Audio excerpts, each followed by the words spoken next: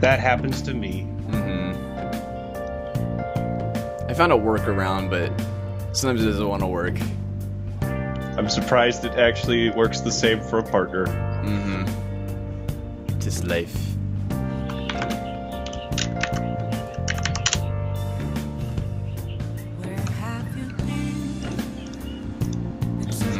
Alright, well, we're all set then. Okay. There we go.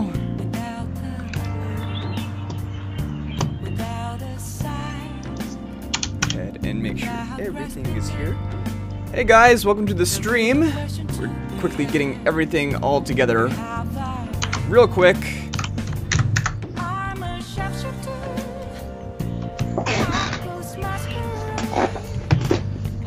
Welcome to the stream. Nice to catch you on this lovely Saturday. Okay, I want to make sure I've got chat up too. Okay. Hi chat, hi everybody. And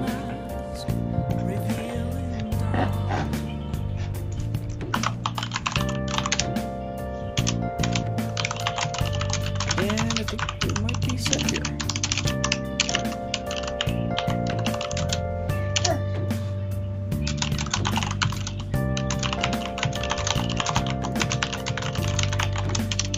Boom. All right. Okay, I've All right. sent out. Oh, I should send out a tweet too. I should tweet this. Okay. Oh, I can retweet yours. All right. Hey guys, how's it going? There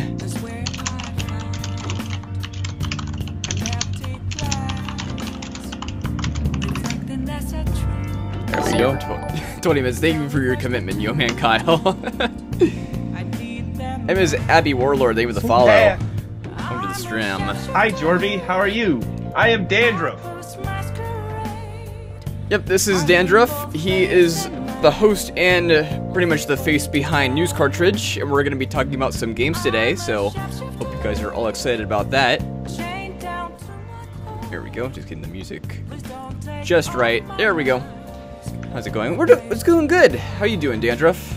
I am doing great today. How are you? Pretty good, thank you. So, we're pretty much just going to be doing a little bit of a podcast here. Actually, it's the first time for everything, because I've never done anything like this. This is a bit of a new experience for Dandruff. I think he's done a few podcasts in the past, correct? I've done one, maybe two. Well, actually, I've done one that was live, but most of the production was done. Actually, all the production was done on the other end. All I had to do was show up. Ah, gotcha. And I quite frankly wasn't too thrilled to be on it. I was kind of doing it out of I don't know. It was a weird time for me, I guess. But it was kind of more of a debate than just kind of like a friendly conversation. 'Cause this is more of like we're just gonna talk about games and have fun and whatever. Yeah, we'll just talk about some of our opinions too about the game industry. See, because I think we have quite a bit to talk about. Like we already talked a little bit beforehand.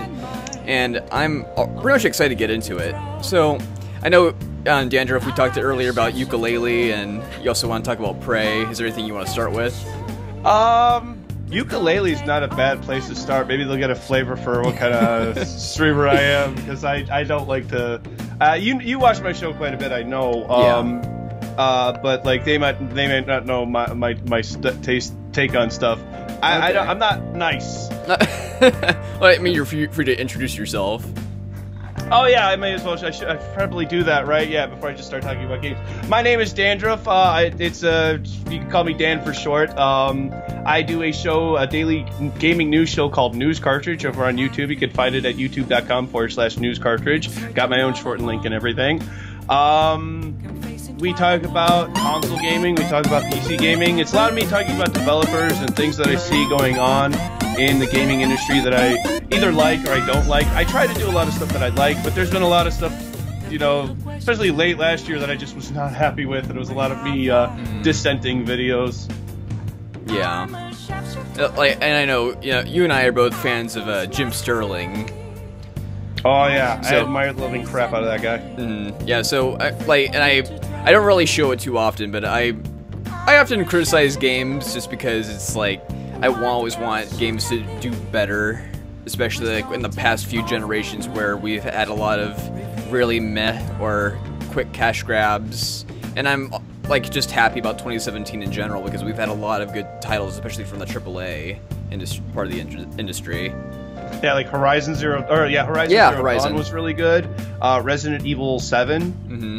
It's just an amazing game. I didn't play that one, but I've watched people play it, and oh, it's such a thriller.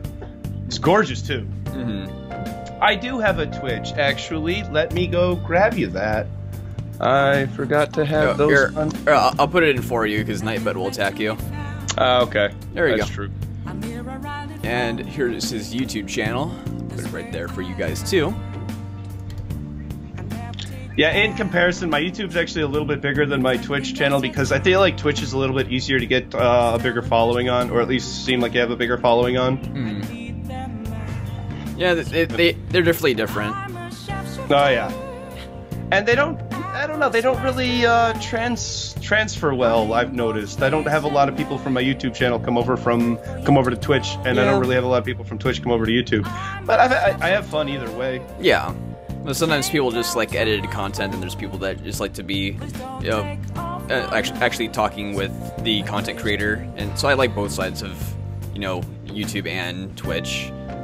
Although I've been streaming more often, it's been nice to just talk with the community in general. I'm definitely an edited content guy. I like doing it way better. I like a script. I like everything. You know, I can do my cuts when I want. It's a lot nicer for me. All right. Let's see. I think we wanted to start with talking about Yooka-Laylee, I think it was. Yeah, Yooka-Laylee. I had been telling people all year, this is the game I am looking forward to the most. And I saw Jim Sterling's review on it, and he gave it a 2 out of 10. And I was like, no, okay. I believed you on everything else, Sterling. Everything else. And you're giving Yooka-Laylee a 2 out of 10. What the hell are you talking about? You finally lost it, and then I played the game, and he's like, okay, you're right. Yeah. You're totally right. I wouldn't give it a 2 out of 10. I'd give it maybe a 3.5 to 4. Yeah. I'd give it a 4 to be generous. But it's just not a good game. The mechanics of it were stale, boring. The puzzles were all right. The little bit I played of it that I could stand were okay. I just couldn't stand the camera angle. Yeah, me neither. Especially with like that one boss where you just like had to run up a ramp. It was like the jungle boss. I didn't get that far. You didn't get that far? Okay. No, I could only play like 3 hours of it before I was just like, I don't know what I'm doing anymore. I'm just not having fun with this. Okay. I lost interest in it that quickly. Well, like my issue was like I got to the jungle like level boss after like you have to like add more pages to that map just to actually access that area. And like there's like a ramp, and if you get hit at all, you go sliding back down. So just like you're punished so heavily just for making like the smallest mistake, especially with the camera angle, because like you're looking, it looks like at a diagonal down at you, so you're not sure where you're gonna land. If you're gonna hit like an obstacle that will get you hurt or even killed, then you can just go sliding back down. And you have to make your way back up. And also making your way up takes stamina. Oh, jeez. So it was just like brutal for no reason, and especially with the issues performance-wise didn't help either. And I get that the game is supposed to be hard. I didn't notice any performance issues. What kind of rig are you running? Like I mean, I have like a 4.0 gigahertz processor, a 970 GTX. And like I was struggling with frame rate just having shadows on. That's weird because you got a 970. I don't think it's got SLI compatibility. And even then, I haven't updated my drivers in a while, so I wouldn't have the profile, or at least I don't think I would. Anyway, I was getting fine performance on a 5820 and a 980, and you know, like I've only run at 3.6 gigahertz on mine. So sorry. I was getting 120 frames the whole time. That part was no issue to me. The sound was terrible. The god awful. The voice acting. Oh, God. Yeah, especially the bee guy. It sounded like he was like constantly vomiting in the beginning cutscene. Yeah, it was like, and yeah, that's right. And like, you know, in the Banjo-Kazooie days, it wasn't that annoying because dialogue was not as heavy. And this, they threw in a ton of dialogue. And so it just, you know, got really grating on the ears, especially with how lazy some of the, like, a few things felt. Like, when you meet like, Dr. Quack, I think his name was. Yeah, the head in a jar, the duck. Yeah. Yeah, but like instead of like a boss fight, it's a trivia. I remember that. I was like, "What the hell is this?" Yeah. That's not I'm not the kind of person who remembers that little details with games. I just want to play the game and figure out the puzzle. Yeah, and it was like a bunch of questions that you have never been able to like been paying attention for. Like what's hanging as a flag on Yooka-Laylee's boat? I'm like, why would I? Boat? Yeah, it was like that little ship that you start on. It's like all broken up, and they made it into a house. But I would never pay that much attention. I'm not gonna look at every single detail in the beginning of the game and be like, this might be important later. Yeah, who is supposed to remember that kind of crap? Because can you even go back there? You can, but it's annoying too. You have to walk all the way. There's no like quick travel. You'd have to walk all the way back there, just be like, okay, now I got this one question, and then you get through that question. Now you got to go back to the next place to find the answers to the next question. That is terrible game mechanics. Yeah. Also, the other thing is, I stopped after I unlocked the first area for the jungle place. Yeah. And then I realized, wait, I have to go back through places I've already been to get to the new places. I'm just gonna feel like I've already been to the new places then. Yeah. And I'm gonna get lost. And I did get lost, and I was just like, I'm just not having fun with this. My audience was actually telling them, I had multiple people telling, camera's making me sick, I'm leaving. Like, I was playing it and it was fine, but if my audience is watching it and they're telling me it's making me sick, I'm leaving, I don't want to play this game. Oh, you know... I think one part we could both agree on. Do you remember that little arcade game in the jungle? Oh god, that awful, the racing thing? Yeah. Oh, what the hell? It was trying to be RC Pro-Am, but it didn't need to be. Yeah. I mean, for those of you who aren't old enough, RC Pro-Am was a game for NES, original NES, and it handled like crap. It was like, you know, it was so bad, but it was fun for the time. But we're now in a place where we could have, you know, a behind the seat, a third person behind the racer style mini game, and that would be great. But no, we do this top down look at the whole track, and we got to, you know, remember which way we're turning. Yeah. It was awful. Yeah. It was just... I did get to that one. Oh. Like, it just... Everything was unnecessarily complicated. And not to mention how... Like, I want to kind of believe that this is a game world. Like, I kind of like I'd have some form of immersion, but every character feels the need to remind you, oh, hey, this is a video game. And here's a thing, because video games. So... RC Pro-Am, no. Jorby knows what I'm talking about. Yeah, and not only that, the characters were like, why was there any reason for any of them to be in the places that they were? I wasn't. I kept saying they were just crowbarred in. Here's this the cloud guy crowbarred in. Here's the vending machine. I mean, just plop that over here. Why? Yeah. I just got done playing Zelda, Breath of the Wild, and I was like, I don't want to play this. I want to go back. I played Yooka-Laylee one day, and I was like, I'm going back to playing a good game. And I went back to playing Zelda until I beat it. And then once I beat Zelda, I went back to Yooka-Laylee, and I was just like, no, I have better things to do with my time. I can't go playing something that, like, Zelda's really, really good. It is.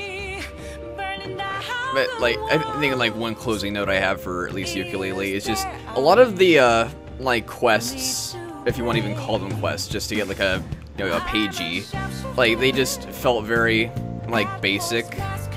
I was curious how they could innovate, but like one was like a skeleton adventure told you like to bash all these like igloos in, and they give you a pagey. I just was like, okay, and then and every time you destroy an igloo, a bunch of enemies will spawn to stop you. I just destroyed every igloo, didn't care about any of the enemies, ran back to the guy, and he just gave me a pagey. The challenge just wasn't there. And yeah, and like if you could just avoid the enemies, then like why bother? Couldn't you just buy some of them too with the feathers? I think for some, like I'm not sure. I can't remember that part, but like even then, it'd be like kind of lazy itself, because I'd like to feel like I earned it instead of just collecting to get more collectathon things. Actually, that reminds me of something else. Like, why did some of the where the camera took over and showed you everything? Yeah. Why did it have to show you the entire puzzle, how to solve it and everything? Yeah. Is this a game for 8-year-olds? Well, that's the weird thing. Like, they're definitely aiming for like younger generation while also appealing to the nostalgic fan base. But how young then? Exactly. But there's also a lot of like sexual innuendos in almost every conversation. But you can't have it both ways then. If you're gonna be like, I know that there's gonna be a more mature audience, so then a more mature audience is gonna be able to figure out more complex, complicated puzzles. Mm-hmm. And they're not gonna want this, get to the top of the tower to get a pagey. Mm. That's it? That's all you want me to do? Mm. Breath of the Wild has you I mean, I hate to compare it to that game because it doesn't deserve to be at all, but it's just the games that I was playing at the same time. Breath of the Wild has you flying around, shooting arrows, shooting bomb arrows, swimming up waterfalls. Like, that was a ton of fun. This is like, I can't control it. But like at least like one thing, like even like it's funny, is like my mod Ryu the Squirrel, like I attribute a lot of her personality to Laylee, and that was like one thing I honestly liked about the game, was just that character's personality. So like it was like the one thing that had me going for it. The writing for it was okay. I got it. Like they did put their all into the characters. The character design actually really wasn't bad. They just had an amalgamation of everything. It didn't feel cohesive. It didn't feel, it felt like everything was just kind of like, oh, that was a cool idea. Well, we'll shove the shark guy over. I don't know if there was a shark guy. I remember the cloud thing a lot. I remember the professor, like the lady professor with the transmute ray. Yeah. Oh, I remember that. You had to get that like molecule. Yeah. I don't know. It just wasn't good. And I mean, I had a friend ask me like, he really wanted to know what I thought of it. I'm like, don't get it. Just avoid it. Go read all the reviews. If you want a game that was made in 1999, go for it. It feels like a game that was made then. If that's what you need, yeah, it's wonderful for that. But don't expect it to be a game that was made in 2017 then. Yeah, but at the same time, even 1999 game, I hold to a higher standard. If you can get so much in Banjo-Kazooie right, how did they get so many things wrong in Yooka-Laylee? I don't know, because I remember Conker's Bad Fur Day was a ton of fun, but I've heard that there's a lot of problems with that. Like, there's no shadow for when you're trying to jump, so when you're jumping, you're just kind of doing that aimlessly. And I remember that at the time, and I went back and went, how did I put up with that? I don't know how I think it's just as you get older, your tastes change. Yeah. And also, there's certain things that you want. Yeah, and then you expect more, like, as things improve over time. Plus, I think it makes a difference because, like, I paid $40 for this, whereas before, my mom paid $3 for the rental. So maybe that plays a toll. Yeah. I think it's also I've played a lot more and better games since then. Yeah. It's like that new standard that you aim for. It's pretty much like, because I love all the games like, you know, Breath of the Wild that have come out. There's Persona 5 where I wish I had more time to play it because it's definitely worth playing, but it's very I haven't gotten long. that one. It's really good. It's only for PS4, so I like console games. I'm like, eh. Yeah.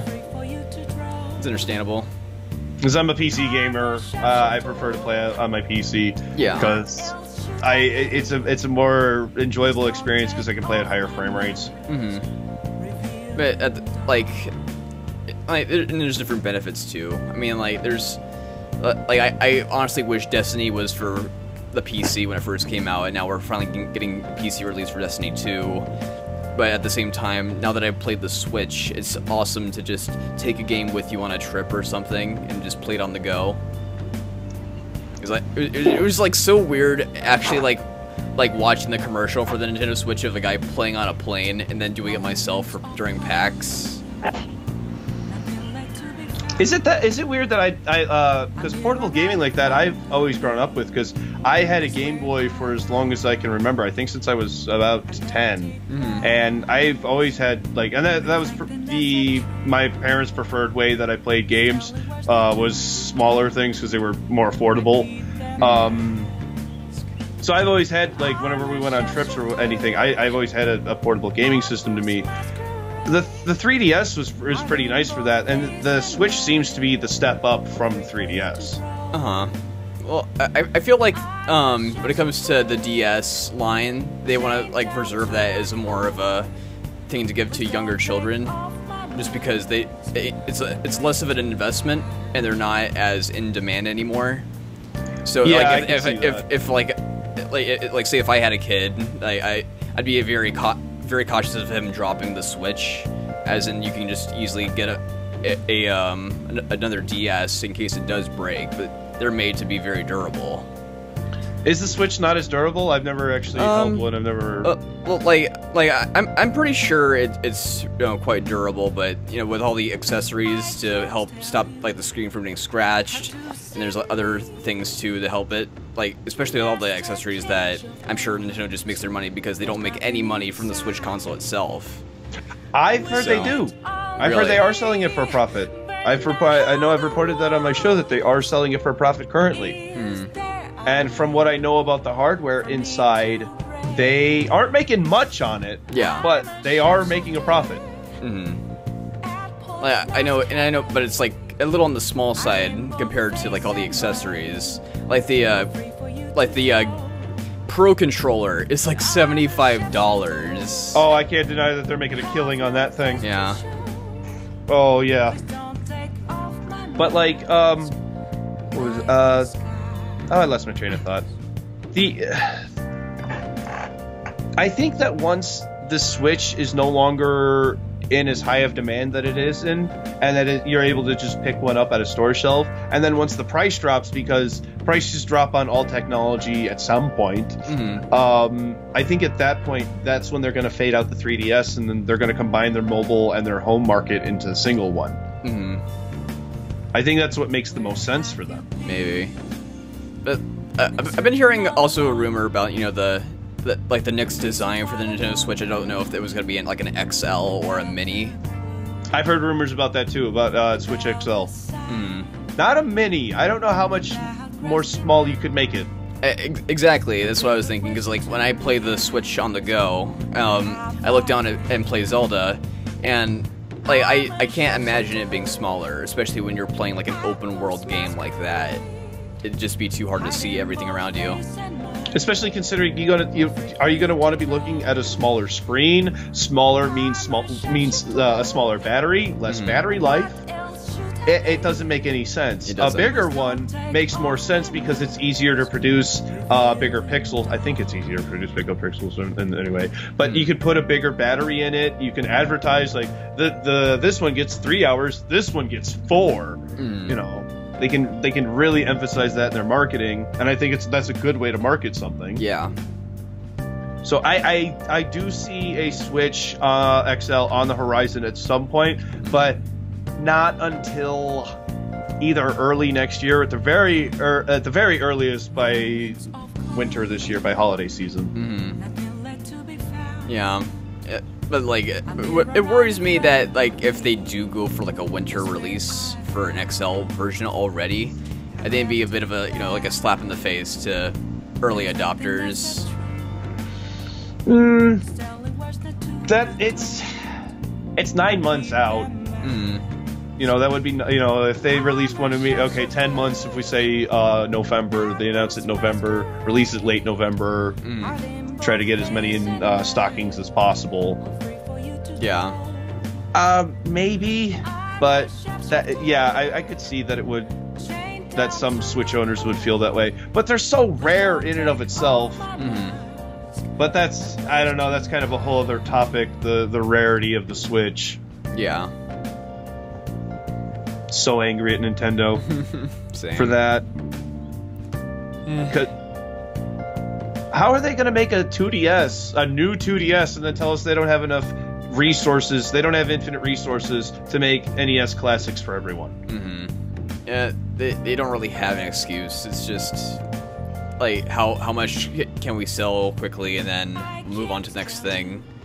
Like it's like the amiibo problem all over again. And now, like, I've heard, like, amiibos are just everywhere nowadays, but at the same time, it's like, there's so many that are no longer in circulation, just because it made such limited supply, and then there was, like, that one truck that got stolen that was, like, full of amiibo. Yeah, I heard about that, too. Not all amiibo are in stock. I have been searching for the Breath of the Wild amiibo for the last month and a half. I cannot find them. Oh, damn. I've been asking everywhere, Target, Toys R Us, and GameStop. I will actually go into the GameStop because I don't like going there. They never have them. I honestly wish we knew each other beforehand because I actually did see them at Walmart at one point. But at the same time, like, I just don't even have the money because like almost every amiibo is between $15 to $30. Well, I'm not gonna lie, I do have a couple of the damn things. I have a few too. I got like Mario and Lucario and Mewtwo. They just chilling over there. They are fun. They are very nice sculpts and nice little figurines that they're cool to have. But the ones that I want, I can't get. And I remember that for the longest time, we were trying to get my wife Mega Man, and we couldn't get it. Yeah. And when I went to GameStop, they're like, "Did you pre-order it?" I'm like, "I'm not pre-ordering a $13 piece of damn plastic. I know it's got a little microchip in there too, but still, I'm not going to pre-order this." Yeah. That doesn't make any damn sense to me. I'll pre-order hardware because there is scarcity on that, but there shouldn't be. First of all, when Sony and Microsoft both launched Xbox One and PS4, by this time after that launch, same as the Switch, they were on store shelves everywhere. Yeah. You couldn't, they were already starting deals and bundles and stuff for the Switch, or for the PS4 and Xbox One by this time. They wanted it in homes everywhere. Yeah. But Nintendo does this hype train. There's like, that's almost like every, like, I want to say major publisher nowadays too. It's like, believe all the hype, like, please pre-order, like, and I'm just getting really tired of that mindset. And as much as I don't want to pre-order some stuff, there's like some stuff where I will, just because it's like, oh, I want that. It's a sequel of a game that I know I'd like. But when there's like all this hype that surrounds a game, when like there's like no room to be skeptic. I think there's always room to be skeptic. I just don't think there's room for other people to be skeptic. Yeah. You hear dissent on a game, you're like, no, that's totally not a thing at all. Too much. I hate to use the word. Too much fanboyism. You say that, and yeah, they go crazy. But it's like, yeah, that's my point. But yeah. See, I'm gonna get something to drink. Just a second. That's fine. Yummy tang. Mmm, tang. How's everyone in chat doing right now?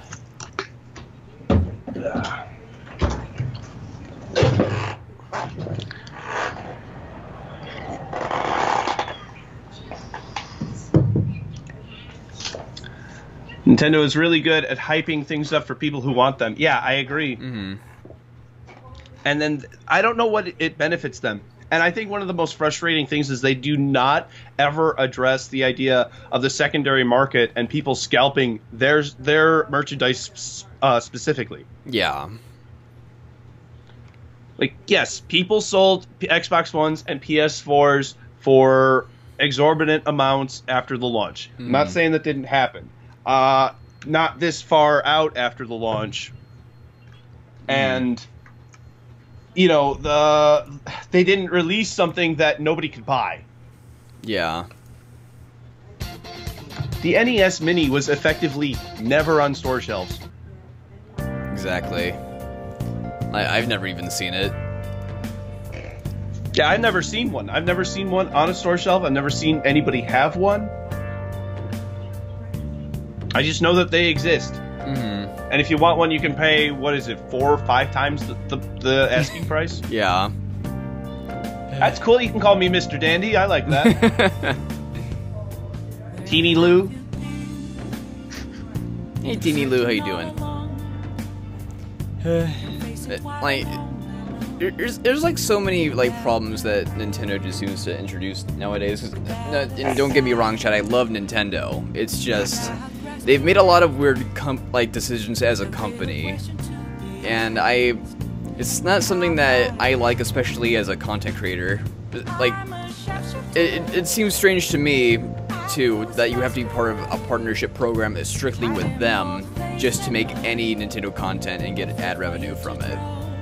And it's like there's plenty of times where me and my friends want to do something like fun for a game. Like, say if we actually wanted to get together, like if I went to, like, for as an example, if I got Patrick, JP, and Wade, and we all managed to play like a Mario Party or something together, even in like an N64 version of the game, we'll still get DMCA striked. That's yeah, and that's the 64 version, really? Mm-hmm. It stopped. I thought they didn't care that far back. They used to only care as far back as like late Wii, and then they started going back further. And they are. That's Neanderthalic behavior, really, in terms of the way the market goes, because they're just hurting themselves, and they don't see it that way. Yeah. They see it as them protecting their brand, but it's not. Yeah. And they think they're only going to learn once the people who have fed up with it become the majority. Yeah. And I was honestly very upset to hear about them closing projects like that one fan-made Pokemon game, or like the whole remaster they made for Metroid 2. I'm not sure exactly how that all works, because there may be intellectual property rights laws that get in the way with that. Maybe. I think Pokemon Uranium was okay. That's what I was thinking of, but Nintendo went ahead and closed that project down.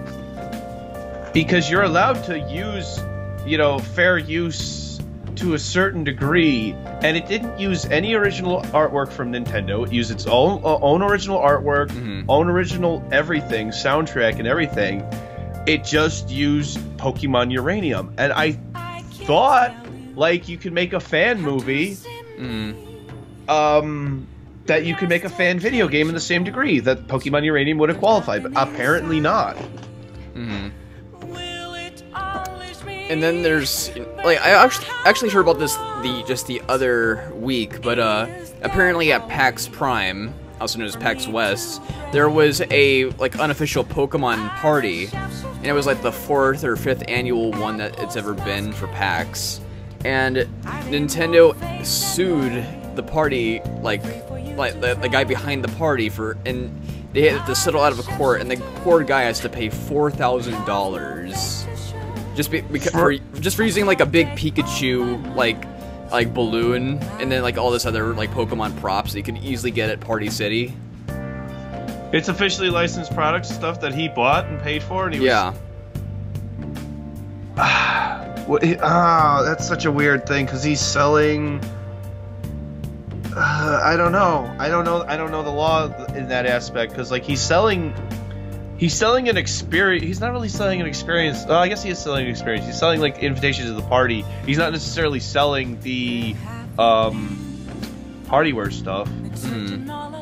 Oh, that's so weird. Why do you gotta be a dick anyway, Nintendo? Come on. That doesn't seem like something that would be threatening to them. That just seems like somebody who would buy a bunch of their merchandise that they would make a bunch of money from anyway. I would encourage people to do more of that. I don't understand. It's like, I understand how brands need to protect their IPs, but this just goes the extra mile. I don't and instead of like, you know, help fostering a good community, they've done the opposite. Well, in that same term, let's segue over to Prey, because they're doing the same damn thing. I'm mostly interested in hearing this, because I honestly haven't been able to dig too deeply into Prey, but I have enjoyed what I've played a little of so far. Yeah, I saw that you were playing it. I didn't tune into your stream because I was just doing other stuff. But they in one of my last episodes, they had told the indie developer of a game called Pray for the Gods, using the same form of Prey, that they had to change their name, or that they would sue. Now, the interesting thing is that both were granted a trademark. Yeah. So both had a legal trademark, a legal standing trademark. The court said your products will not interfere with each other, and granted it to both of them. So then Bethesda says, no, your trademark is going to interfere with ours. We could lose it. So if you don't change it, we're going to sue you, and you could lose. And because they don't want to, if they're an indie developer, they don't have the money to, the money that they have has to go to making the game. They do not have money for legal disputes. Yeah. They were forced to change their name. Yeah, especially with it being like a team of 3 people, was it? I didn't look that far into it. I didn't see. But if it is 3 people, yeah, I'll take, like, that's crazy. Like, how do you, like, you're gonna bankrupt that company, and that game's never gonna come out. If they were to try to fight it, which they probably could win, because they both have a legal trademark. Yeah. And I don't see Pray for the Gods being confused with Prey, because there's no colon, there's no like any indicator. Yeah, and with the, game footage and previews already out for both games, you can clearly tell how different they are. So I don't know how you could confuse either one, because like one's fantasy, one's science fiction. And not to mention they're both different camera angles. Like it's like keep going on a list, but still there's plenty of evidence to like spread them apart and tell the difference. Yeah, so, and then there's companies like CD Projekt Red who trademarked the term cyberpunk. Oh yeah. And they're like, look, we're not trying to take cyberpunk away from anybody. And I don't know of any works that have come out afterwards, especially in video games for that, but I don't see them pulling this same shenanigan. Yeah. And because I don't think you have to. I just think that this was legal bullying. It reminds me of what someone else said, but pretty much it stifles creativity.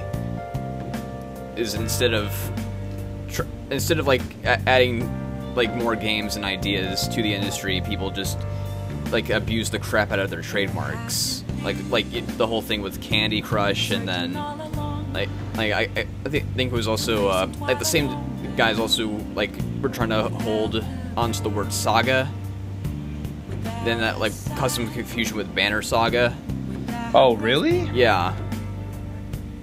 Wow, I didn't hear about that. But like Candy Crush Saga wanted to keep Saga as a trademark, even though they already owned Candy as a trademark. Oh really? Yeah. They're trying to be double dicks, because Candy in and of itself is like, wow, we can't have a digital version of Candyland now. Like that's great. Wow, how? That's. There's been some new developments too. Apparently, they have said Bethesda has made remarks saying that they did not have much of a choice in this matter. Oh yeah, then you look at CD Projekt Red and their stance when it comes to trademark. So there's like this battle of like who should we believe now? Exactly, and I mean at this point, I just want to see somebody make a game with Cyberpunk in the title and just see what CD Projekt Red does, and then just be like, "Look, Bethesda, look." Mm-hmm. Do you see how you can not be shitty? Yeah. Sorry, I don't know if I could swear on your channel. No, it's fine. I swear all the time, mostly in the, in the moment, but it happens. Yeah. Yeah. Well, like really, it's there's definitely companies out there who are very good and have a high regard for their customer and for being customer friendly. Mm-hmm. Bethesda just seems to be one of the worst lately. Mm-hmm. One of the absolute worst. I mean, I was shocked by the whole "we don't need review copies. Game critics should experience the game at the same time as everyone else." And like the only argument for that would be the day one patch, which like there's barely an argument. And because like I know Mass Effect Andromeda is like became like a train wreck on day one, but like beforehand it had less like concerns. Well, I know Yooka-Laylee had a patch before the game had come out because of critics. Yeah. So that's why having review copies is a good thing, because that game had already been patched, and I guess I don't know what state it was in before we got it. I definitely would not have wanted to play it in that state for sure. Yeah. So for it to come out in the state that it did, and it was better. Yeah. Whereas a game like Dishonored 2 came out, and it did not run well, not on PC anyway. It ran well on console because consoles have locked hardware. Yeah. But a lot of PC players were not having fun with it because it just had performance issues, and it took a couple of weeks for the patch to come out for those issues to go away. Yeah. Sorry, my little one's crying. My wife will be home soon. But it just. I don't know what they're doing. I don't know why that motivation is important to them, that everyone experience the game at the same time. How does that really make sense? It pretty much is just, a ploy just to sell more copies before someone can change your opinion. That's all I see it as. That's what I agree, and I agree with you. But that's trying, as far as I'm concerned, that's trying to mislead people. Yeah. And it is definitely strange too, because Bethesda is known for having a really good quality streak. So I don't know why they feel the need to put up this as a means to block criticism early. Neither do I, because Doom came out and Doom was wonderful. Yeah, Doom had no problems. And so far, what I played of Prey has been pretty good too. I didn't play Dishonored 2, but I did hear about the issues. At least a halfway thing with the follow. No, there wasn't actually any performance issues for Prey. I'm happy to report that there's, because I said I was kind of leading up to there's gonna be performance issues, and nope, there's not. But that's a good thing anyway. Because what am I gonna do? Oh, the game's performing well. Oh, we should be upset. No, we're gonna be happy the game is performing well. Yeah. But we're still not gonna put up with this stuff because it's still not right. Just because you got lucky this time, you did not get lucky last time, because it's Arcane Studios that made both games. Yeah. Arcane screwed up the first time. And just because Doom came out and is by ID and they did Doom well, doesn't mean that Arcane is gonna do Dishonored 2 well. Doesn't mean that Arcane's gonna do Prey well. Yeah, it's just a strange predicament. I don't know why, unless they feel like they're gonna mess up a lot more in the future. Well, and then this whole use Steam refunds as a demo. You've got to be kidding me. You really have to be kidding me that that's their solution to letting people try the game. Steam refunds in and of itself say we're not here to give people free games. And it's, you know, tough, but at the same time there is like a system of who gets them and who doesn't.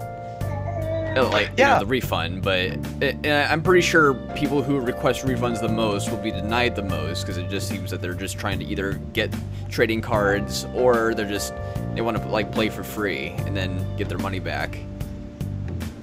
And I understand wanting to have a demo too, because you want to see if the game is going to even run on your system or how it runs. But if you can't do that, you can't buy the game, put money down, and then expect a refund for that because it's not running well. I mean, you can if it doesn't run well, but that's not what a demo is either. A demo is both, does this game run well, and do I like this game? Yeah.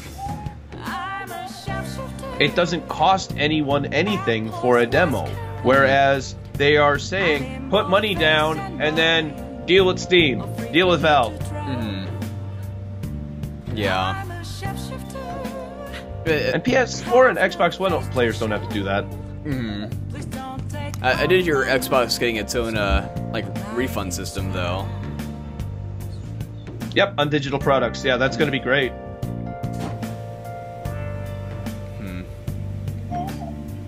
Like, I think that'll be really good because, really, that's Steam's best. Steam is one of their biggest competition. Valve is one of their biggest competitions, and the idea of having a digital refund is really appealing for PC gamers. Yeah, I think console gamers will love to have it. Yeah, it should be something universal because, you know, PC or console, we're all gamers. We should all be, you know, given the same like rights to refund a game if we want to. Yeah, and I agree. Because there's some games that come out on console, believe it or not, just aren't good, and they are not worthy of your money. I know one that came out recently on PS4 was called Life of Black Tiger. Yeah. Oh, that one. It's terrible. Like, I see videos of it. There's no way I would ever go near something like that. Yeah. And like that's a thing about me, because like there's like a lot of, you know, PlayStation 4 games that I've liked just because, like, I got a PlayStation 4 just because of the games that were coming out this console generation, and I'm happy I didn't go with an Xbox because I would have been disappointed otherwise. However, at the same time, you know, like I choose not to be a fan of a company just because of all the things, like all the trademark issues we've talked about, all the weird, scummy things that they've done to journalism in general, and then, you know, like even though I give Sony a lot of praise for the games that come out for the system, I don't like the company because of the things it's done too. Because as we said earlier about trademark, it even tried to trademark the word "Let's Play." Yeah, that they didn't even create that. Yeah, they didn't. That was a YouTuber who started that. And how dare they? But yeah, and then there's, you know, I'll always love this console generation because of the games I managed to find on PS4, but I'm always skeptic of whatever the companies are doing. And you should be. I feel, you know, remember, these companies are not your friend. Yeah. They want your money, and they want as much of it as possible. And I've always said it's okay to like different developers. It's okay to have your favorites. I'm a big Blizzard fanboy. I'll even say I'm a fanboy of them. I mean, they can do wrong, so I guess I'm not. But, like, I love them. I love the games they put out. I love their attitude, mostly anyway. I grew up on Blizzard games. Like, they were a ton of fun. Yeah. But this whole loot box thing that they're doing lately, and some questionable things business model decisions that they made with Overwatch, I have a problem with. Like, why are loot boxes in Overwatch? Other than just money, why are they there? Like, there's really no reason. And it's something that they adopted. It's also Activision Blizzard, and they could have easily gotten this from COD, because COD does the same thing with its loot boxes. And I've never felt like even COD deserved loot boxes. I don't think that they add anything to the game besides having like little dances you can end the match with, or like little sprays. Like, how does that really affect the game? It doesn't. And I mean, it's nice to have that cosmetic stuff because it's cool to emote and express yourself in the game. That's all fun and everything. But why does that have to cost me money? Why can't I just play the... Like, well, why does it have to cost me more money? I'm already paying for the game. Yeah. Or... Like, that's the thing that you have to consider. It's like, we already paid money for this. Yeah. And also, it's a premium game. And also, when it comes to stuff like that, I hate how it's a slot machine. Like, I would have rather buy... If I wanted, like, a skin, I'd rather, like, pay money directly towards that skin. And that's all I'm saying. It's like, why instead of the loot box system in Overwatch, why not just have an unlock system? Yeah. And I remember playing Halo 3 way back in the day, and I loved the hell out of that game, but then you see how, like, Halo 5 came out, and now they added their own loot boxes, and instead of actually earning these armor skins for multiplayer, you have to just either get, like, you know, the freemium currency from playing a ton of matches, like 700 hours worth to unlock every single skin, or you can RNG it with a $2 skin, like, buyout. And it's like it's pretty much how much money can we get from cutting content and then selling it back to our, you know, our fans. I think Warner Brothers has done the same thing with Injustice 2 lately, because they're like, here's all the DLC characters that are coming. Game's not out yet. I don't think the game's out till, like, hold on, let me find out when the game is out. I remember when Evolve did that shit. That's why I did not buy it. Injustice 2 is not out for another 10 days, and it's like, here's all the DLC that you can buy day one or shortly after. Stuff that's already done. Yep. Oh. Yeah, that's not... How is that not cut out of the game that was originally made? And then sold back to us? No idea whatsoever. This is the stuff I cover on my news show. Yeah, you should go check out his news show, by the way. This is the kind of thing I talk about on my news show. I talk a lot about stuff that I have a problem with, because I think there's a lot of things that have improvement. Remember, though, I do talk about good things. I do try to talk about positive stuff, and it's really, really nice. That when we are able to. But yeah, and it's like when we talk about this stuff, it's not because we're trying to be negative, we're not trying to complain, but we're just trying to raise awareness of how these are bad practices, and we like to see them get out of that, you know, sphere. Because we expect more from our games, we expect more from the companies that say that they give us quality entertainment when they're shortchanging us. And I agree. And I've been a gamer all my life. This stuff has always affected me. I just didn't. I didn't have the internet growing up, you know, because the internet became a thing when I was a teenager. And like, I would have really liked to have known this stuff starting out as early as possible. For sure. Because then I could have. I played a lot of Konami games when I grew up, and I didn't know how terrible they were. Yeah. Oh man, I loved Konami games. I loved Ubisoft games too. Ubisoft games were amazing growing up. Yeah, now like, and now, why? Like, I loved Ubisoft up until The Division. Yeah, I heard that one was just lackluster. It didn't have very much content at launch. Yeah. It was like, yay, $60 game, MMO, that I get 12 hours out of. What? You sure I'm done with everything? You gotta wait for the next patch, next DLC to come. I don't think DLC for that was paid for. Some of it was, but a lot of it was, you know, free updates. But at the same time, when they announced the free updates, like way back when it first came out, none of them were able to put out the DLC the time that they announced them because of all the issues that the game suffered.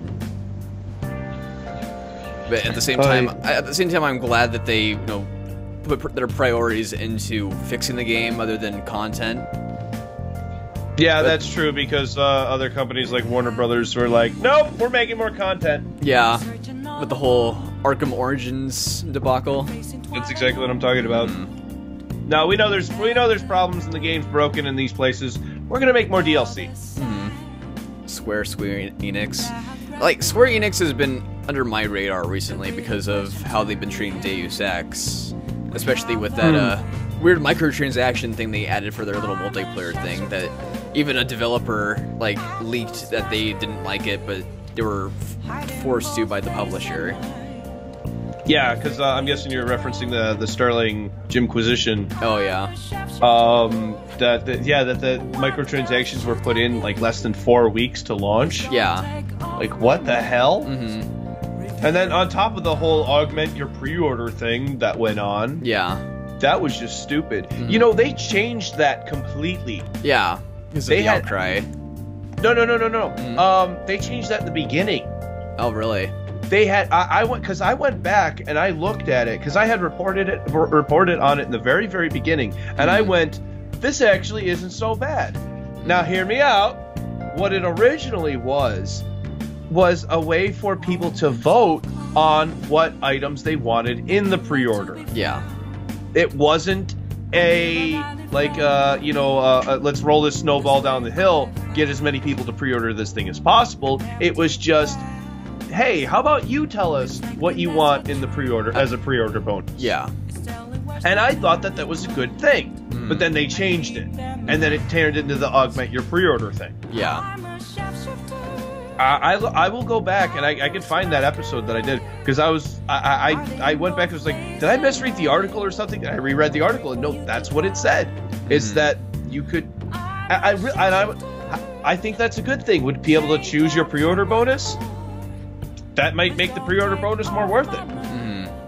I don't agree with pre-ordering, but if you've got your mind made up that you're going to buy a game anyway, and you think that you think the whatever you're going to get is worth it, just go ahead and pre-order it. Get the extra thing for free and call it good.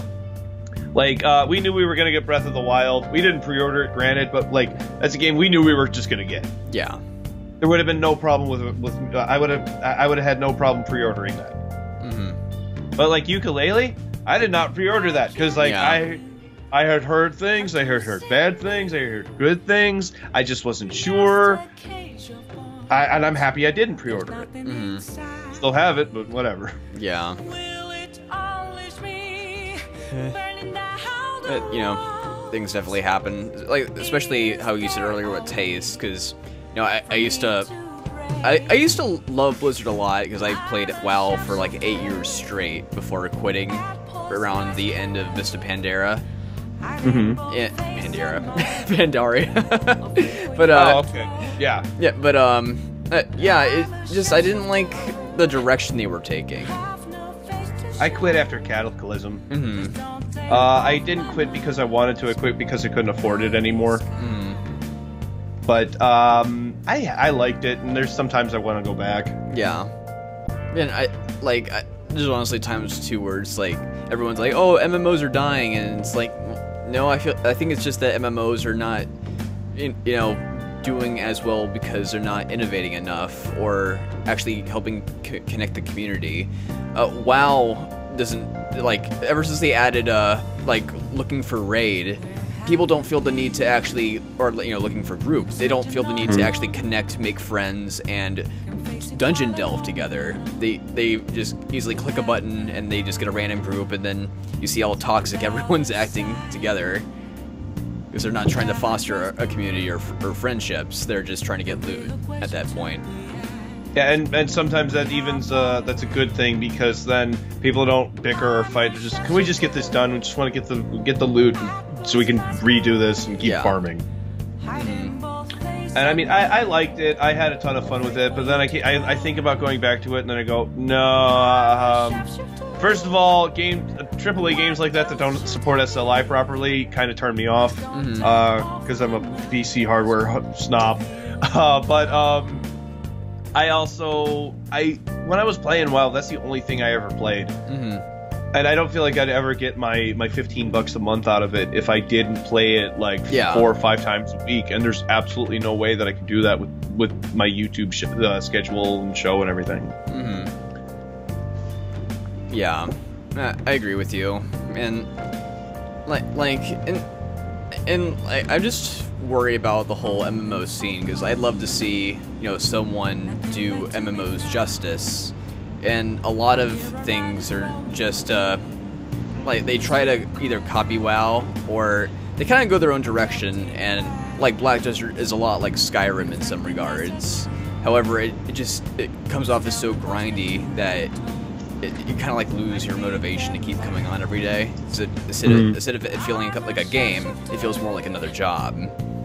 Yeah, I remember WoW feeling like that too.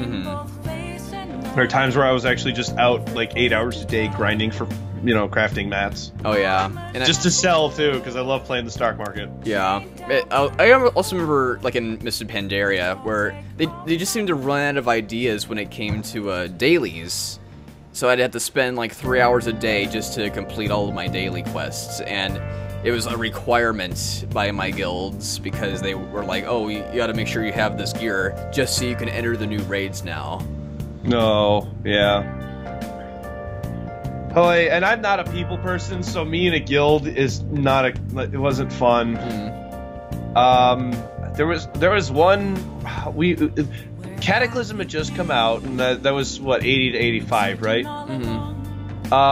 I was level 83. Nobody in my guild was level 85 yet, or if there was very few. Anyway, I'm playing with a bunch of other people, and we're in the desert instance. I forget the names of everything, and we beat the last boss, and a DPS item drops. It's a caster item. I'm healing the group at the time. Yeah.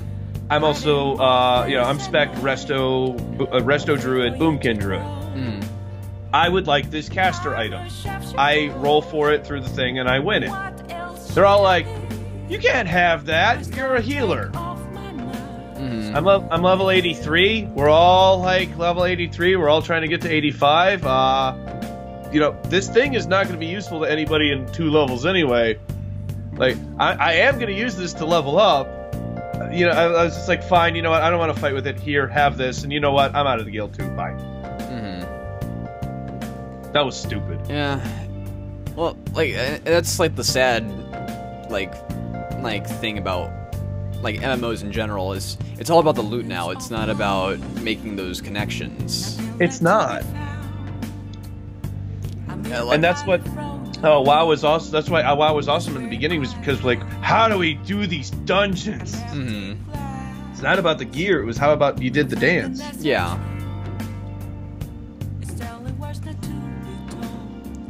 Let's see. I played Wizard 101, SWOTOR. Yeah, and like all those games have the same problems. I feel like Black Desert at least doesn't have the same issue because it doesn't have a dungeon or raid system. Instead, you just summon bosses. But you could also ask people for help, and you can also ask people to even be bodyguards. And that's like one thing I also liked about ArcAge, but even ArcAge has that that system where it's just a bunch of like, it's all about the dungeons and the raiding. And it has a terrible system of RNG through microtransactions. The only way to upgrade your gear in that game is to buy the microtransactions. Oh, that's terrible. Yeah. That's awful. That's gonna, like, is there a subscription for it too? It's free to play, but it has a subscription to get benefits out of it, which is still. Because the only Star Wars MMO I played was the Old Republic, and I really liked it. But I didn't. I got to the point where I was like level 21 or 22 or something, and you pretty much needed an account at that point. I just didn't want to pay for it. Yeah, I played a little SWOTOR, and I got to level cap, but wait, is SWOTOR and the Old Republic the same thing? Yeah. Oh fuck! I thought they were different. Okay. I was just like, wait, Star Wars, the Old Republic. Oh shit, I'm a dumbass. That's fine.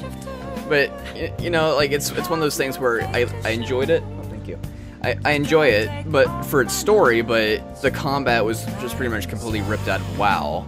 And I would have liked to see something different, especially because of Star Wars Galaxies being a thing that happened years ago, but it was different for sure. It didn't have to follow the WoW formula.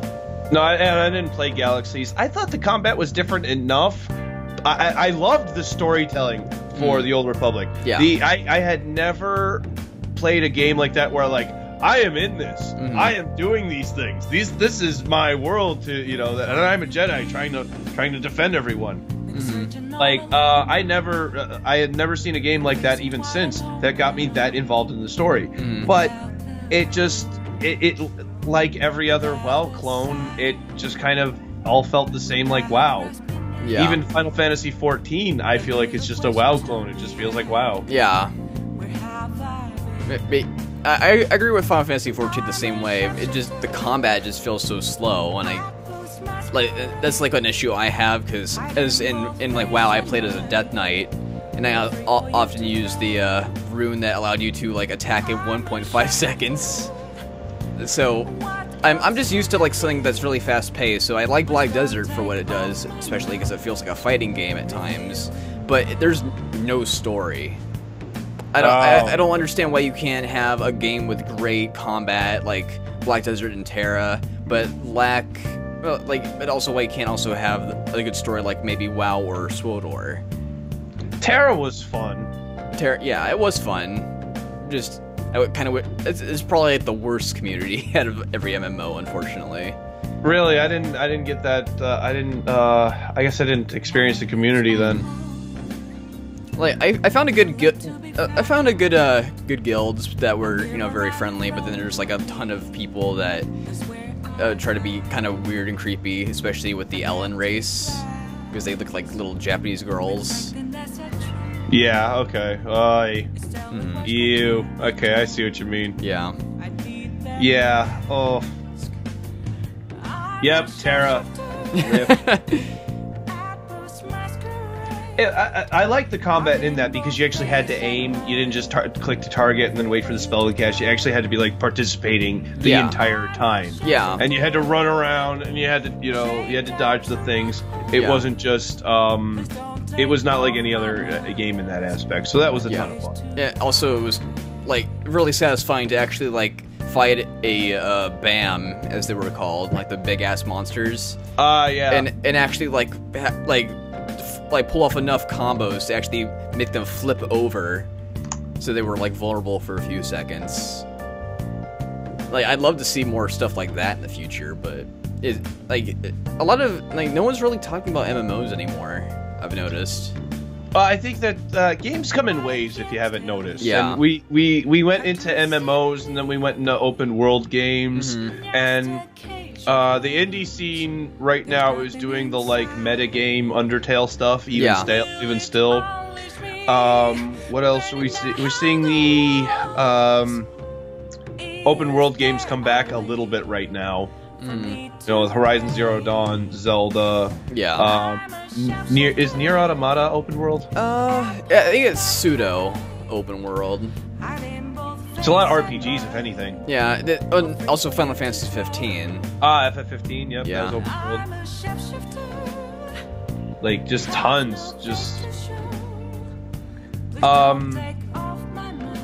little bit we're seeing a resurgence of 3D platformers with Yooka-Laylee, Snake Pass is another one.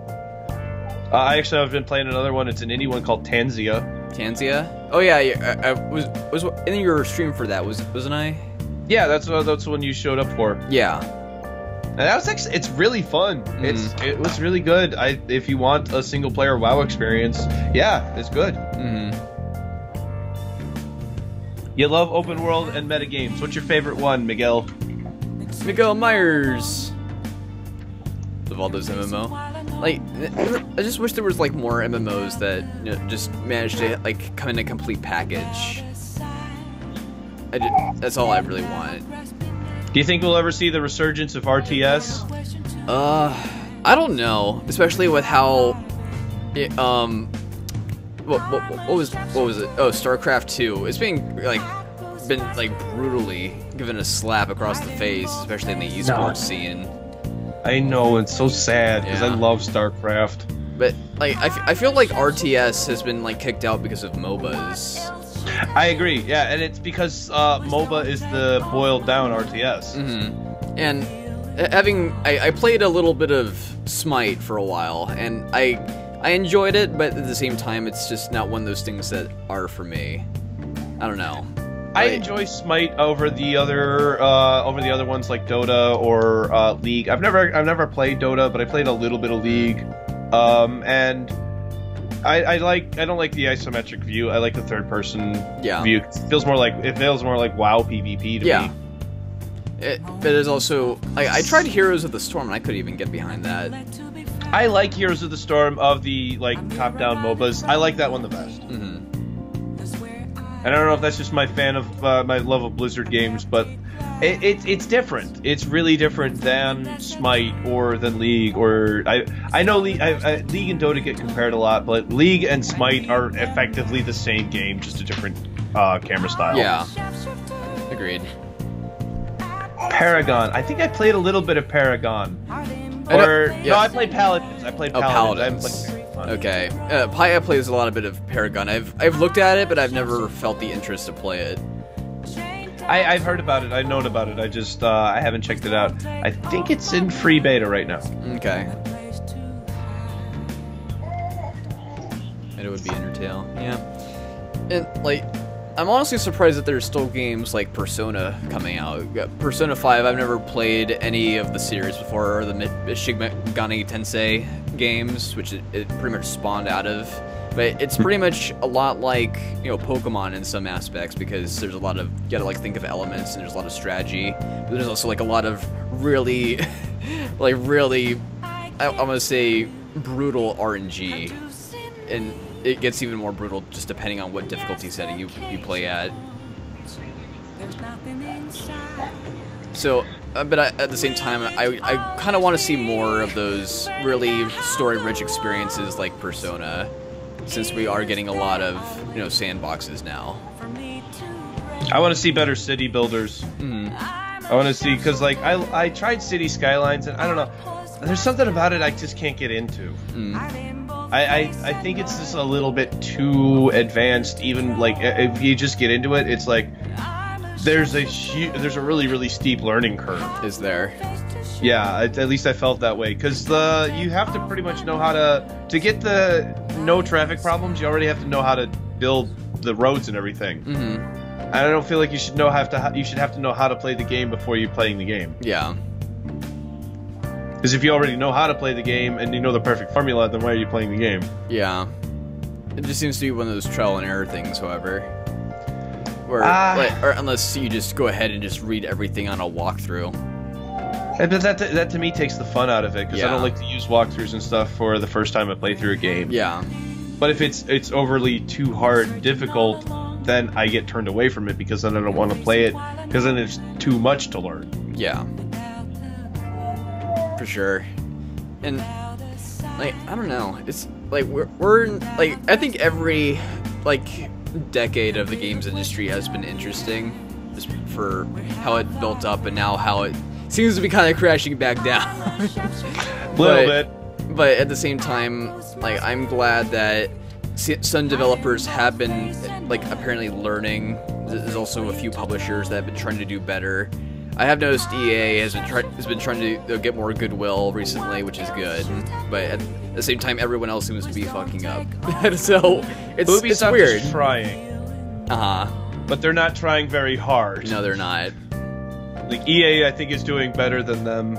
And I have a personal EA boycott on them. I'll still recommend their games to other people, but they did terrible things to SimCity, and I'll never forgive them. Or what was that one game that got a terrible mobile version of it?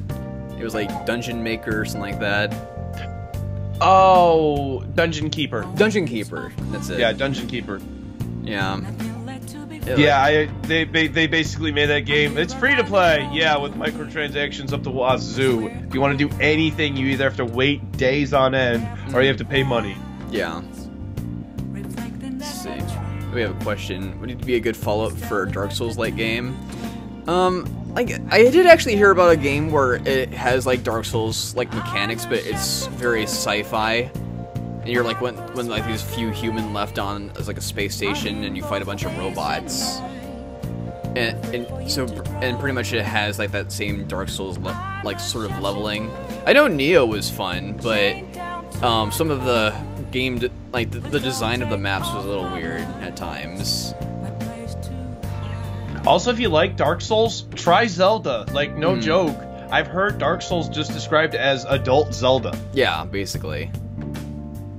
But, so if you don't mind it being a little bit more, you know, bright and colorful, kid-friendly, maybe not kid-friendly is a good word, but, you know, fantasy-style world, less horror, it could be your game. But Dark Souls, like I originally played a lot of Zelda, and Zelda hasn't been one of my favorite Nintendo franchises. I prefer Mario more, but when I played Dark Souls for the first time, it was pretty much what I wanted out of Zelda.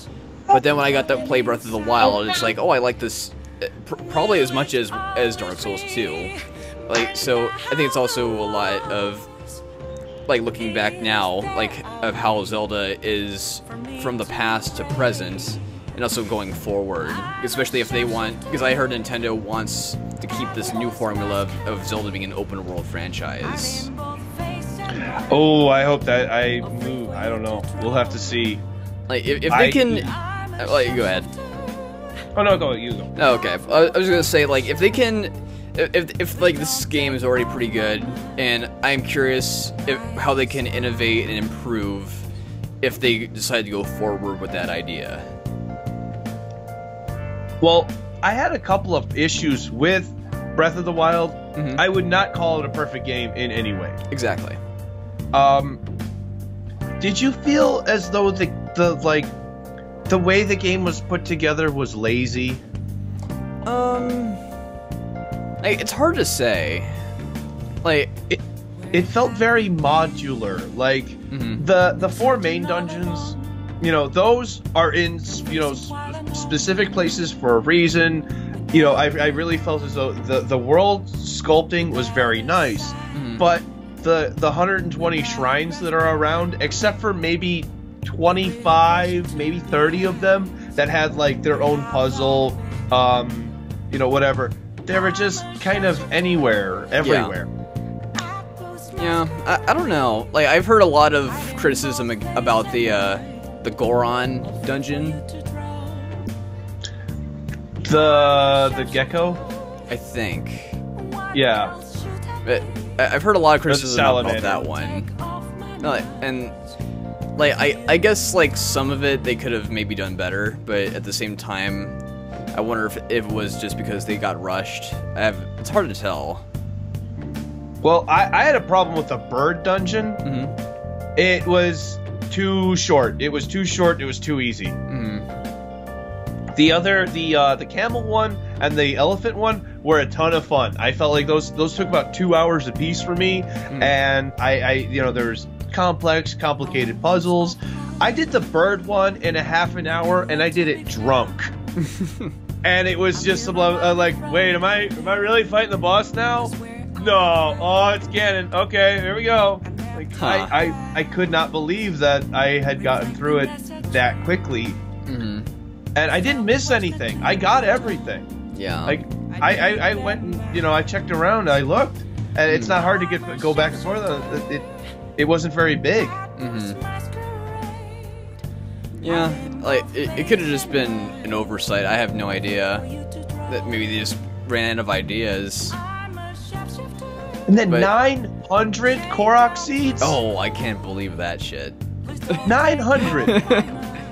Yeah, I mean, I know this game got delayed, and they're like, well, we gotta have the programmers do something. But, like, 900? Yeah. And you need to get them in order to expand your inventory because they give you no inventory. Pretty much. The other things that I think the game needed, like a hot button for food and for weapon switching. I agree. Is like that's what I like about like Skyrim on the PC is I can easily just favorite something and then keybind it, but there's just like not enough buttons for the Switch, at least. Or for the Wii U. Yeah. They didn't use the GamePad screen at all. Really? No, not at all. All it does is fade in and out to tap here to play on the Wii U GamePad. It just fades in and out. They couldn't even give you the courtesy to turn it off so the controller would last longer. That's weird. I mean, I thought playing it on the Wii U was fine. I don't think I missed anything by not playing it on a Switch. I really did enjoy it. Yeah. But why didn't it, once one weapon breaks, I just, you know, hit the button again and it brings up the next weapon in queue? You know, why don't I push like a combination of 2 buttons to eat the next thing that's in my meal? Whatever it is, I got to deal with that. You know, you might eat some food that you were trying to save around. Oh well, you were in combat. You know, that's the price you pay. Yeah. I didn't like having to pause combat every single time. I agree. Like, especially like when you're in that heat of the moment. Like that's why I couldn't play Skyrim on console, because I just didn't like having to like just spam all my health potions in the middle of a fight. And then on PC I could just easily hotkey them, so I didn't have to like break up the action. Especially too if you were in a low level place and you're like, all right, I'm just gonna go kill this bokoblin, grab a couple of cheap weapons to clear out this area. It's like you're gonna grab an arm or something, you know, one of those bone arms, hit him twice, have to pause to pull out another weapon, to hit him 3 times to have to pause again to pull out another weapon. It's ludicrous. Yeah. That didn't feel like, and they said that they didn't want to enable the gamepad because they felt as though looking back and forth between 2 screens would take away something from the game. Whereas that's the entire strategy that was behind Star Fox Zero. Yeah, or other games on the Wii U like Mario Party 10. Oh, that wasn't good either. That one wasn't terrible. It was alright, but the games were too short. I couldn't have those 4 or 5 hour games that I love to have from Mario Party. They were all, what, 45 minutes? Yeah. I do have a question from Thulhu here. What's your favorite game in the Mario franchise, in that they load Mario RPG and Paper Mario series? Oh, I'm gonna say Super Mario World. Super Mario World? For SNES, that one was awesome. It was amazing. And the thing for me is I like pretty much everything Mario, but I hate how they're treating the Paper Mario franchise lately. What are they doing with it? Because like it used to be like the first one and the second one were very, you know, just standard turn-based RPG games, and like, and the writing throughout all of them has been phenomenal and like very funny and quirky. However, they completely turned the formula on its head because they turned into Super Paper Mario, which became a platformer with a heavy story and a lot of RPG elements instead of an RPG. And it was still considered good, but then they came out with Sticker Star and then Color Splash, and they completely like destroyed the series with those.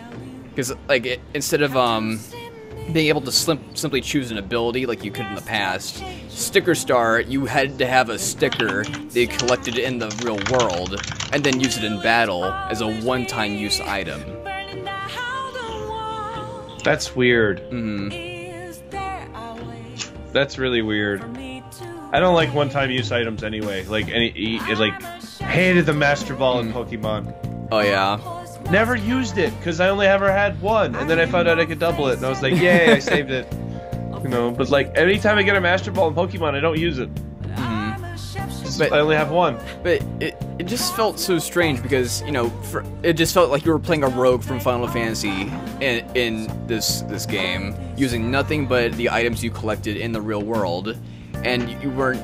But if you ran out of stickers during a boss fight, you were just screwed. You couldn't do anything. And that's why I don't like it, because you'll end up in those situations for sure. Yeah, and also there's no experience gain either from battles. All you get is coins, just to buy more stickers that might be too rare for you to find in like the game world. So, I don't understand what went wrong there. And I heard that Color Splash like suffers from similar issues. I haven't played a Mario game lately other than Mario Party. Mm-hmm. I played that like almost a year ago. Mm-hmm. I'm honestly excited for Odyssey. Like, because I don't know, I've always been such a huge fan of Mario. I loved Super Mario RPG, and that's what got me into RPGs in the first place. And the platformers have always been a fun throwback for me. And I loved 3D World for Wii U. That was like a system seller for me, basically.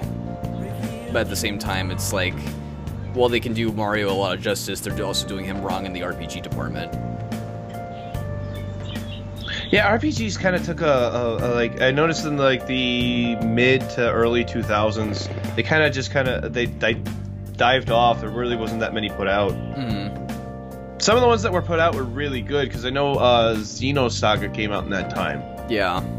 Like, and that one, you know, there's always going to be good games made, but like, I remember in the like early 90s, there was just so many of them. Yeah. On PlayStation, especially. Mm. Oh, what's your favorite RPGs? Ark the Lad, Final Fantasy VII, and Golden Sun. Mm-hmm. Yep. For me, I'd say Super Mario RPG, Final Fantasy X, and probably Persona 5 now. But I also love Pokemon a lot, so I'd probably add Pokemon in there somewhere too. Oh yeah, I forgot Pokemon. I forget Pokemon's an RPG. I forget that. I guess it's just so different from the norm. Because you have all these monsters that change the battle up. But back when Pokemon came out, that was like, oh boy, another game with a party and monsters. Oh boy, because Breath of Fire was out. That was more or less the same thing. Granted, your guys turned into different animals and stuff. Mm. But like, that was, Pokemon was not an original concept. They just kind of had really, really cute monsters and a lot of them. Digimon was out at the same time. Don't forget. So was Yu-Gi-Oh! I was into Yu-Gi-Oh, but not Digimon. I don't have a favorite Battlefield game. I guess Battlefield 1, because it's the only one I've actually spent any time with. Mm-hmm. And I only played the beta. Battlefield 1 was really good, though. Yeah, I enjoyed it, but at the same time, I feel like they could have done a little bit better, at least with the story. Like, the campaign started off great, but the last few chapters, I want to say, took a nosedive. I only played the beta, so I wouldn't know. Okay, but like, that's like a problem I have with publishers, is they think that people only play shooters for multiplayer. But I love the Halo series just because of the story too. Well, I mean, I grew up on the Nintendo 64 where like all shooters had stories and the multiplayer was shoved in afterward. Exactly. Like, that's what I liked, because like Perfect Dark had an amazing, hilarious, fun story that was really serious too. Yeah. I did play Magic the Gathering. I at one point had a couple of pretty expensive cards, but I ran into hard times and I had to sell off all my expensive stuff. I still have a bunch of commons and uncommons and stuff, but all the rares and stuff are gone. Unfortunately, but I haven't played Magic in a decade, and I hadn't played Magic for like 7-8 years before that. I've wanted to try Magic, but I've heard Hearthstone's similar. Is that true? Hearthstone is a ton of fun. Hearthstone's really more similar to the WoW card game. If you've ever played the actual the physical WoW card game. I collected them out of curiosity when I was younger, but I never actually played it. That game was more fun, I felt, than Magic the Gathering, because there's less crazy things that happen. Because in Magic, it's like, well, I drew one card and I played a land, and then your opponent goes like, oh, I played this artifact, sacrificed this, bring in a creature to this enchantment, and now I've got this, and it's gonna kill you next turn if you don't do anything. I play another land. like, you know. So Yeah. Magic can get crazy. It all depends on your deck and whatnot. I like where I want to get a couple turns in before you just hand me my ass, please. Is that too much to ask? Like, so, but like I've heard, like it's like pretty much like very fast paced. It gets there. Mm-hmm. It gets there after a couple of turns because you gotta get minions out onto the field, and then it's kind of like a combination of Pokemon, Yu-Gi-Oh, and Magic. Gotcha. Where like you have a main character, but then you can also bring on you can lay down quests. You can get rewards from the quests, and then you can use the quest points to summon minions to start to help attack more to take down your opponent's main hero. Gotcha. It's really I liked it. It's really complicated. I've just noticed that a lot more card games are trying to get as fast-paced as possible after recent changes, because I know Hearthstone was already like very fast to begin with, but like I remember back when I was younger, like Yu-Gi-Oh would take like 30 minutes to an hour, and nowadays with all the new rules and mechanics they've added, it's how fast can you beat the game. Like I tried to get into Hearthstone, but it's kind of a game that you've got to put a little bit of money into to get going. Otherwise, you're going to be you're going to be losing for a long time trying to get the daily quests done to try to buy the packs. Yeah. And I'm not saying that it can't be done. It's just it's a really uphill battle because you're facing people who have already been collecting cards for way longer than you, or people who have just dumped a ton of money into it to get a lot better cards. Yeah. And in a game like that, it really does matter what your library is. It's not like Magic where you... I'm sorry. Oh, that's okay. I was also just curious if you played that new Elder Scrolls online card game. Actually, I haven't. I haven't taken a look at that one. I know it's free to play, though. Yeah. Elder Scrolls Legends. Yeah. I was gonna say I tried it and it does feel a lot like Hearthstone, but it adds like a big mechanic that changes the game completely by adding like environments that always affect the gameplay. Like fog will is pretty much like adds stealth to characters, but there's also like a whole storyline that they're like constantly updating, which is pretty cool, and you pretty much can play the storyline and get free cards out of that. That's cool. And it's really nice, especially it's a pretty decent story, and it's one of the Elder Scrolls like legends that you hear about like in the game books. So like it is a pretty fun game, especially to pick up, but it's also one of those things where it's like if people are really into it, then they're gonna put a lot of money into it, and if you try playing against them in ranked, you're probably gonna get your ass kicked, especially if you're only gonna play that campaign part. In Magic, game-changing lands are very rare. I know Yu-Gi-Oh tried to do some stuff with land effects too, or with what was it called? Arena effects. Something like that. Something to that degree. Yeah. Let's see. What system of RPG do you like better? Classes or open skill trees? I like a JRPG. The JRPG? Yeah, I was gonna say, the JRPGs are like don't really fit either of those because I like a party system with an equipment system and like a magic system, like a materia system, or I guess a skill tree for just like a magic system, but like not for skills or weapon usage. I guess maybe because like I really like the this is my character. I use this kind of weapon, but Do you ever play Shadow Hearts? Shadow Hearts? No, I've like that sounds familiar, but I've never played that. That was a really fun one because characters all had different personalities, kind of, just really wide array of different characters. Like one guy was like a puppeteer, another guy was a big like Mexican wrestler.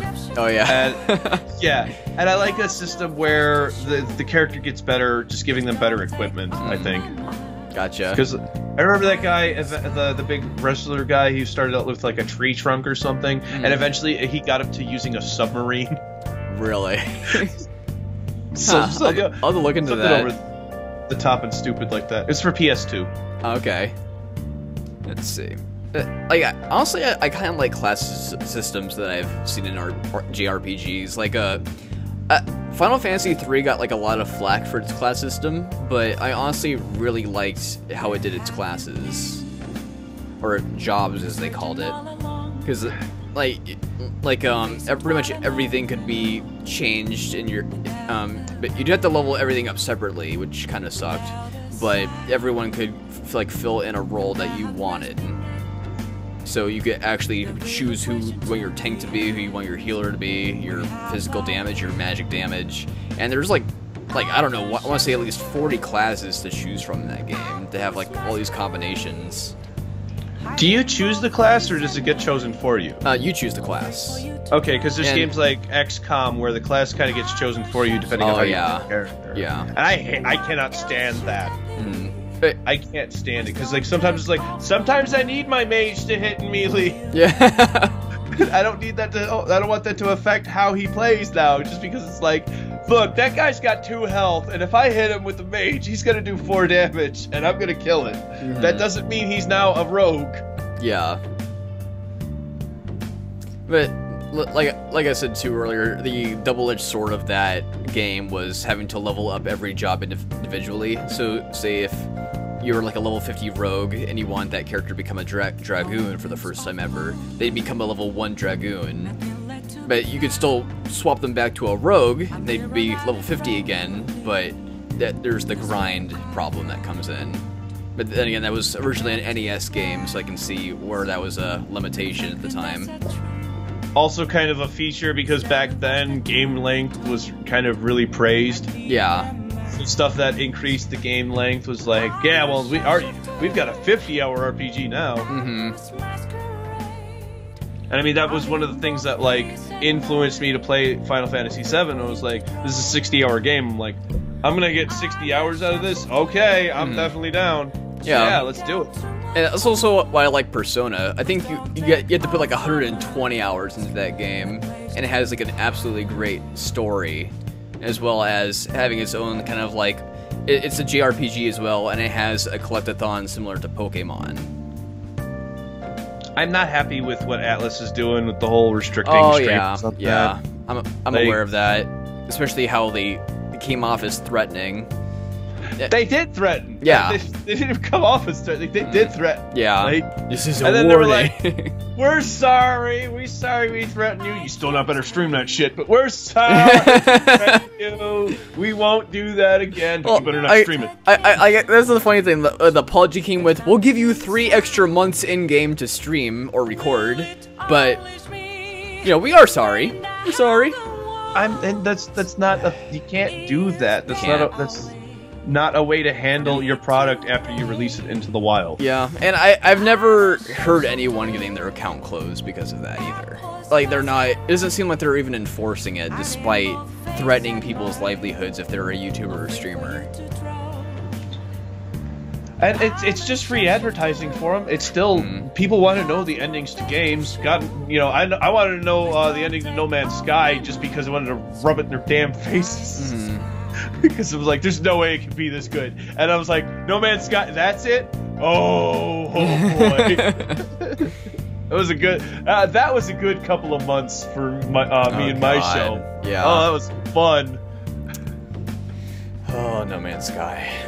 Like, if people have been with me this long, they'll remember my reaction.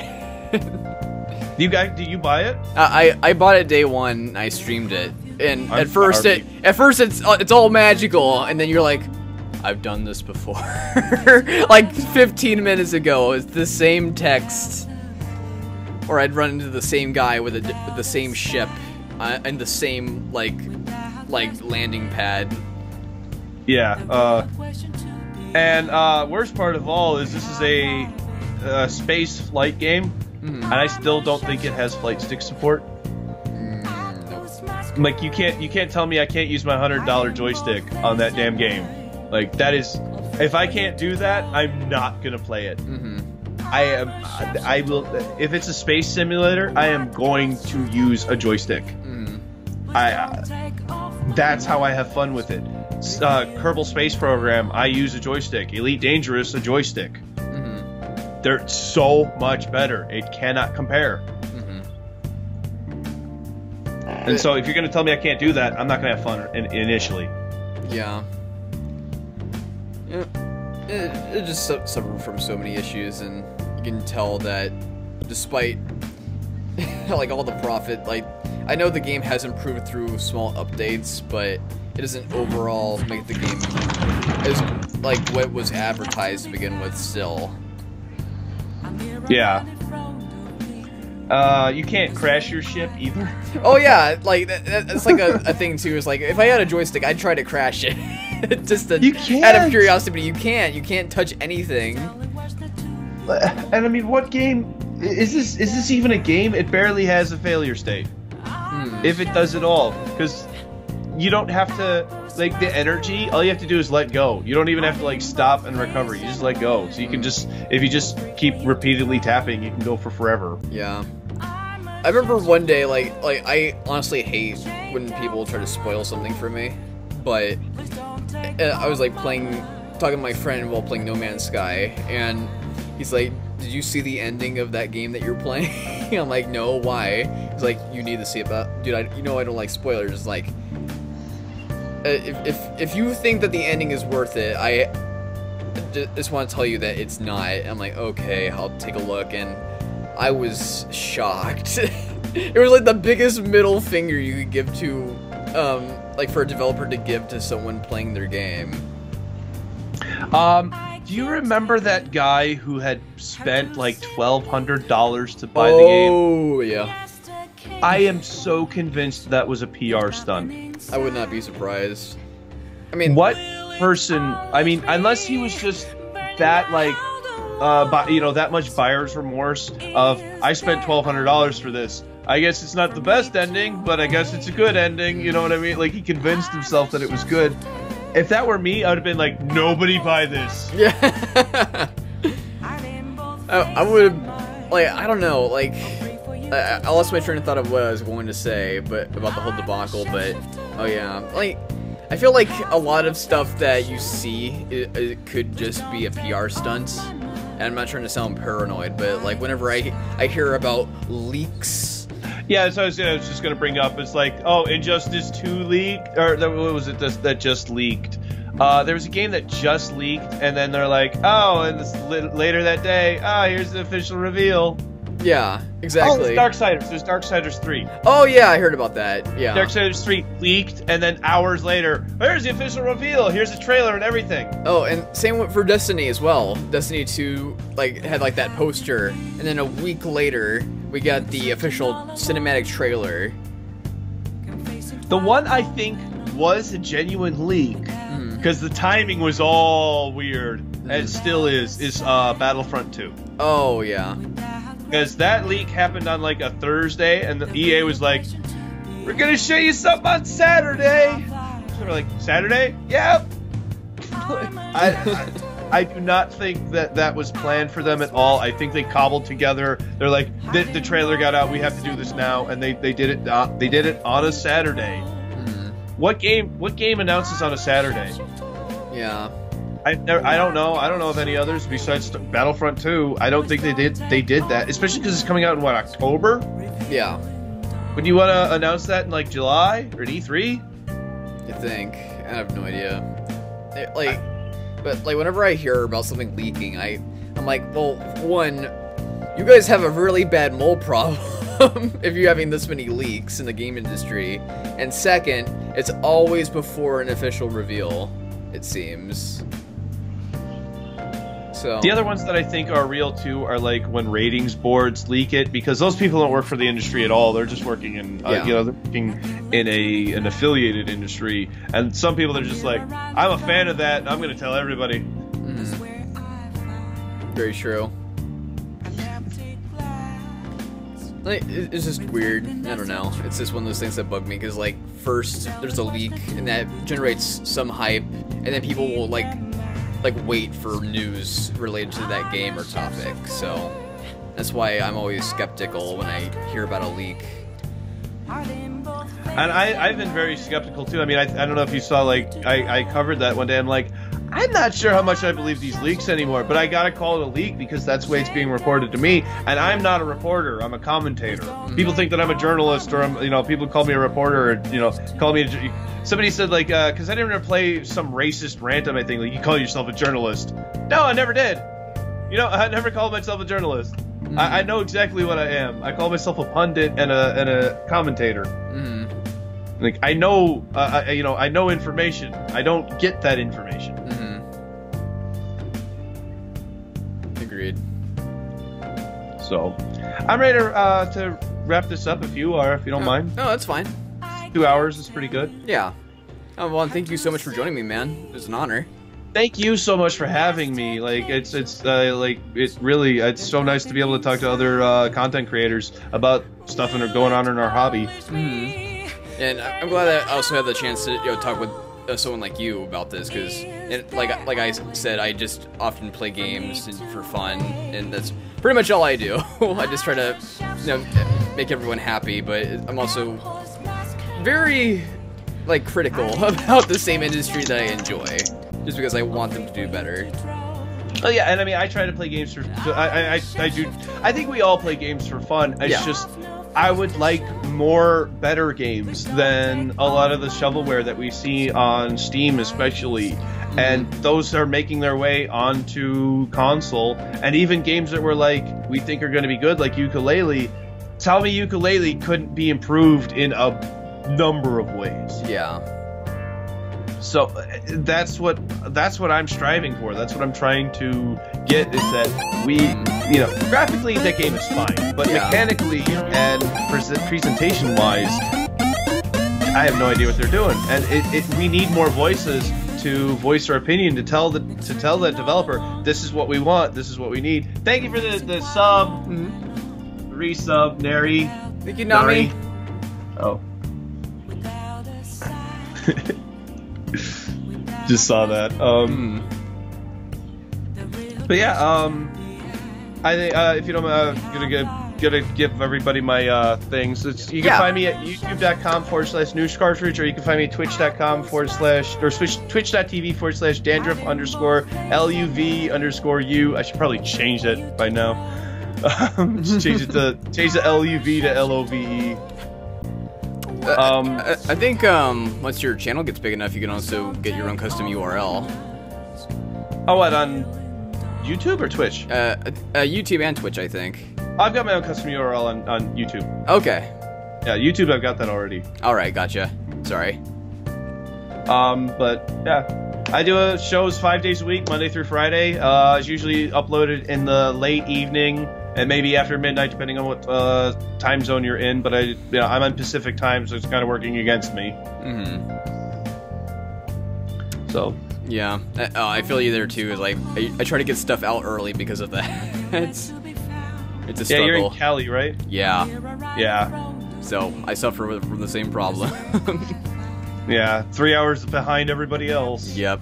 But oh well. Yeah, but thank you guys so much for joining us, and Dandruff, thank you so much for being on this really spur of the moment show. It seems like, because I usually never have podcasts.